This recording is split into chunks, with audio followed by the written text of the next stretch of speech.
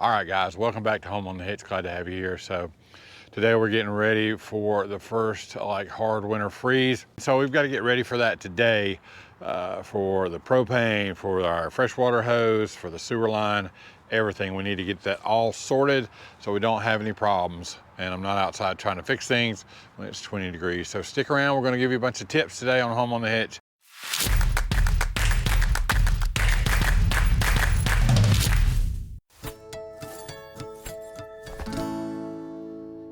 All right, so there's a lot of things you need to do on the outside. You need to make sure is all buttoned up, and as well a few things that you can do on the inside to make your stay in below freezing temperatures or cold temperatures in your RV a little bit more comfortable.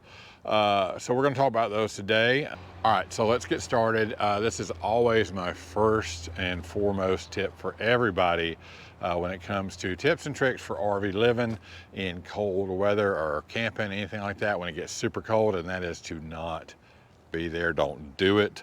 These things are mobile for a reason, and if there's any way possible, go somewhere where it's not freezing. That's the number one tip and trick, because you're always going to have some sort of issue or some sort of problems when it gets super duper cold. These things, even though they may be a four-season camper, cold weather is really hard on these things if you're not very well prepared. So that's our first tip, is just don't do it. Try to avoid it if you can, but if you can't, there are a lot of things you can do to make it more comfortable.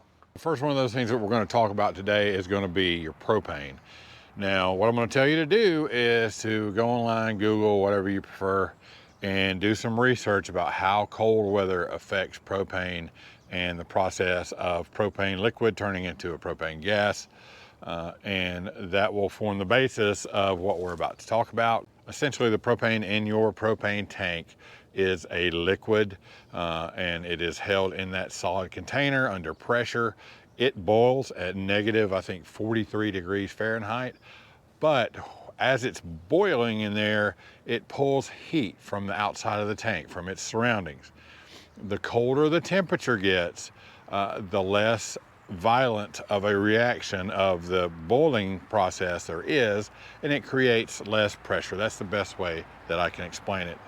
If you've ever used a propane tank in cold weather, like you've used a propane heater or anything like that, and it's been cold outside, or have you ever noticed a frost line form around the outside of the tank where that's your propane level in there, and that is basically all the heat being pulled out of the surrounding air on the surface of the tank, and the moisture just frosts on the outside of the tank.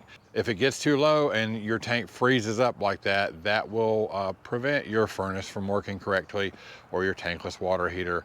Your system just won't be able to provide enough pressure to the appliances because it's a passive system. To combat that, you just need to add a little heat. Now, in the past, I've done little videos like this one up here. I'll try to put a link to it, where we wrapped heat tape around the tanks. All you got to do is add just a little bit of heat to the outside of the tank. You're not heating the tank up like with a flame or anything, just a little bit of warmth, and it will keep that process going. This year, we decided to up our game a little bit, and we're going to be using some commercial options. Now, these are basically just heating blankets that wrap around your propane tanks. They have an element here. Let me look at this one that is undone here. It's got Velcro closures, wraps around the tank like so, and then it has a heating control. It's like a big heat tape in a blanket for tanks, your propane tanks. Now, I haven't tried these on a 20-pound tank. I'm not going to recommend this brand or this particular one, because when I got the first one out and put it on this first 30-pound tank, it's not really big enough to go around the tank. It has straps as well that hold it closed, so it's going to be fine, and we're going to use them. But itself, it is just about 3 or 4 inches short of wrapping around a 30-pound tank. Honestly, I don't know if a 30-pound tank is bigger around than a 20-pound tank. These are marketed for 20-pound tanks, but I thought they were the same, but apparently either they're not, or these blankets are just too small. Either way, I'm not going to recommend these for that reason. Plugging them in and setting the temperature, they heat up just fine. Something else we're going to have to deal with as far as that is with these on here, it's going to be too bulky for our cover to fit on. So I'm either going to have to get like a bigger cover, a different cover that has more room in it, or tarp it. These blankets are water resistant. They're not waterproof, so they can get wet but can't be submerged. Melissa's inside doing some stuff on the inside because there are a few things that you can do on the inside to help with heat transfer and staying a little bit warmer. So look at the artwork here on the windows, and it looks like there's bubble wrap on the windows. So I got bubble wrap, the large bubbles, Yeah. because the idea behind that is that it insulates and holds a little bit of the heat from the sun. Yeah. You know, gives you a little buffer. And then I have a, what is it called? A window insulation kit. Window insulation kit. Right, window insulation kit. And basically that's just a plastic film that you stick on the frame of the window. Yeah, it's kind of like a shrink wrap, really. Yeah. So here's a finished product. Yeah. So after you shrink wrap it, it's kind of tight. So you put like double stick tape. It comes with everything. And you put it around the edges, and then Melissa's been doing this for 3 years. She's an expert at it. And you stick it up there like this, and then you take, I guess, a hair dryer or something like that. Well, so because I'm a professional, yeah, I use a. Oh, she uses a Wagner heat gun. I use a heat gun. Yeah. But so here's my supplies. Yeah. So it's a bubble wrap. Yeah. You have the. Well, that's the Frost King. I think Duck is another brand that we've used. It is, yeah. and we'll put a link on our Amazon store where you can look it up. Perfect. And so then I use a water bottle. Yeah. And I'll spray it on the window, and then put the flat side down on the bubble wrap, and it stays right there. And then I put the sticky tape up and the plastic film, and then heat it up with the air gun, and then trim the edges. Okay. Not too close, because this is before I trimmed. Okay. Okay. Yeah. And this is after. Right, so you can see it's kind of right at the edge. Yeah, once you put that on there, and you don't have to worry about the wrinkles, get it, I guess, as tight or as good as you can. But when you heat that up, it's like a drum. It's like. Right. Now, beware, if you hold it too close or heat it too tight, you will melt a hole in it. Yeah. And then you have to put a little repair on it. But I tell you what, I think that it honestly makes a really big difference. We've noticed quite a difference. Oh, I think it makes a huge difference. This morning, it was like 40 degrees outside. When I sat here, the window film here felt the same temperature as the wall. Like there was no cold to it at all. So. Next up, something Melissa does, she's been doing she does it in the summertime too. She swears it helps with drafts. I'm not sure, but I do see the benefit in the wintertime. Go ahead. Okay, so I can tell you this is a proven fact that it helps with the drafts, because last year when we were in Wartburg, Tennessee, I had taken the plastic and put up over the wrap. I mean, over the top of the slides, and when the wind would blow, you could see the plastic move. So then that prompted me to make like these little draft barriers, and all it is a piece of flannel, okay, that I cut. You can buy it in bulk at Walmart for super cheap, and then I just sewed the ends together and I made like a scarf. Yeah. And so I just tuck it up in. You can buy it whatever color you want, but I just tuck it in and lay it on top of the slide cables, so it doesn't interfere with any of that, but it keeps bugs out and the drafts out, and it really does make a difference in insulating. But you must make a little note over your slides so that you take them down before you bring your slides in. That is very, very, very important. So what we do is just put a note right there to remove the slide toppers, and if you still mess it up, then that's your fault. But so I take a little fleece blanket because I sleep colder than Thomas does, or I want to sleep warmer than Thomas does. So if you put this directly on your skin, it holds the heat in a little more and makes you warmer. And then so you put your sheet on top of that, and then for both of us, I have another blanket, another fleece blanket on there, and this will keep us warm through many Alaskan cold nights. That's true, it will. Okay, on to my last tip is curtains over your door. So we had the net over there, you know, the little magnetic thing for the mosquitoes. Well, Thomas hates that, and I don't blame him because he's always getting stuck in it. So I had the bright idea of these thermal curtains, and Command Strip now makes these little curtain rod holders, which is amazing. So you don't have to do anything.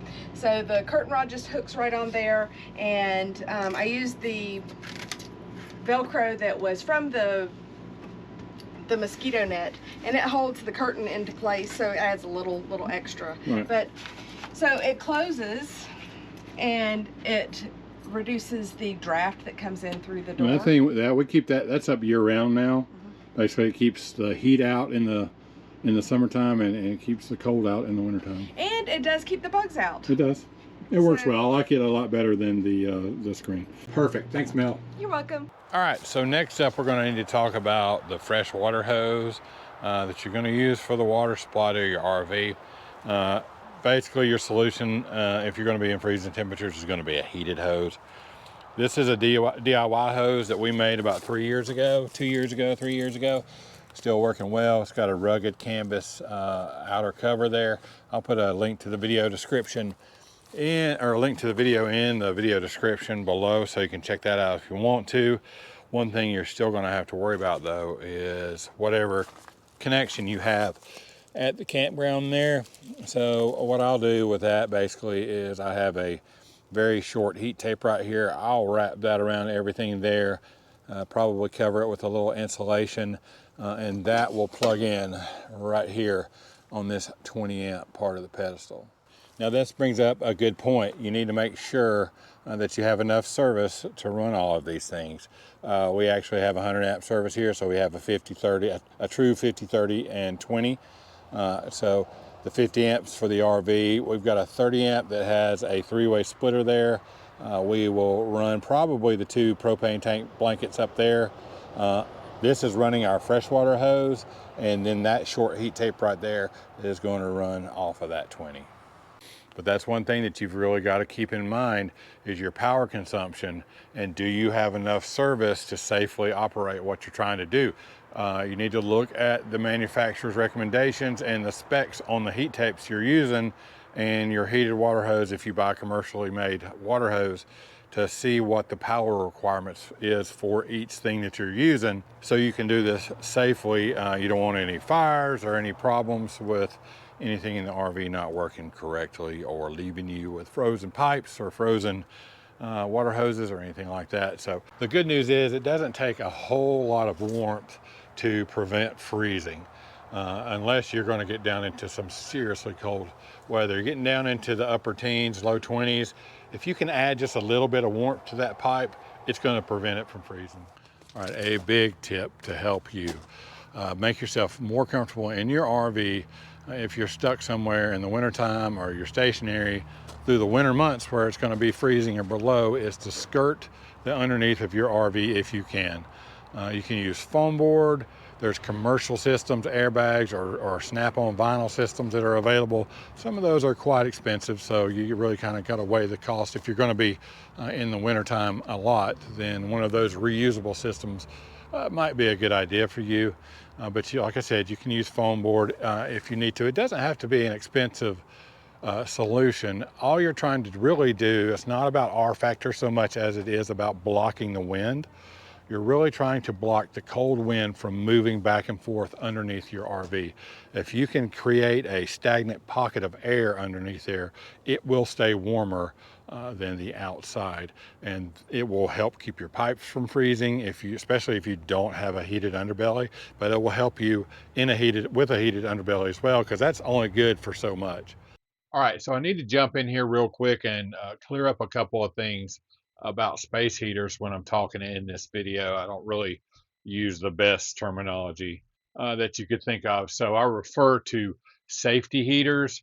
Really, there's no such thing. What I mean is you have got to be very particular in what type of space heater you use in an RV. Most of your outlets in the RV are going to be on a 15 amp circuit. You really don't need to continuously pull more than 80% of that at any given time. If you're just using a straight up 1500 watt space heater, that's going to pull 13 and 13 and a half amps all the time, and that's what's going to overheat your outlet, melt everything together, and hopefully not start a giant fire and burn your RV to the ground with you in it. So what I recommend is you make sure you check out all the specs on the manufacturer's website for whatever space heater you're thinking about using. For us, what we use and what I'm really comfortable with is this Honey 360 surround heat, and I'll tell you why. Is for two reasons. It has a cool touch plastic housing, meaning the heater itself doesn't get hot when you're using it. You can touch it, move it around, do whatever you want to do. It's got the tip over protection, most heaters do. But the main reason we use that heater is that it has truly different power settings, has a low and a high. On high, it is a 1500 watt heater. We don't use it on high. If you put it on low, it draws only 750 watts, which is about 6.5 amps, and that is perfectly okay for us to be using. A lot of these space heaters, a lot of the ceramic heaters that you're going to find are 1500 watt heaters. They may have a low, medium, and a high, but that's a lot of times is only the fan speed. The heater's drawing 1500 watts all the time, and that is not safe to be using in your RV. So do your due diligence. Make sure that you check the specs and that you're getting something that you can use that's like 700, 750 watts. So I apologize. I really didn't use the best terminology in the upcoming clip. But when you hear me say safety heater, that's really what I'm referring to. You need to make sure that it's got a multi-power level setting. You need to pay attention to the weather and what the temperature is going to be. If you're going to get down close to freezing, you can save on propane by using your fireplace or like a safety space heater. We have a very low wattage 1000 watt space heater that sits here in our bedroom, and we use this primarily for heat in the bedroom when it's going to be 35 degrees or warmer. Because if it's not going to really dip down below freezing or into the upper 20s, I don't need to worry too much about my pipes freezing, because they're not going to freeze. It's not going to be below freezing. So we try to save on propane and use alternate heat sources, such as insulating the windows as well as we can, the rugs, our fireplace, and a space heater. Now, on the flip side of that, if it's going to drop down into the 20s and it's going to remain there for several hours, or it's going to be in 20s for days, at that point in time, you need to rely mainly on your propane furnace in your RV. Because if your furnace is not running and blowing warm air, it is not blowing warm air into the underbelly. That furnace has got to be running to provide warm air to the underbelly. All right, well, that's going to do it for this, guys. Thank you for watching. I hope maybe it gave you some ideas of some things that you can do to survive during the wintertime and still have a good time in your RV, because just because it's wintertime doesn't mean you can't go camping or can't have a good time if you're living in your RV. So anyway, stick around, subscribe if you haven't. We love you guys. Remember, tomorrow is not guaranteed, so take care of each other, love each other, make every moment count. See you next time, guys.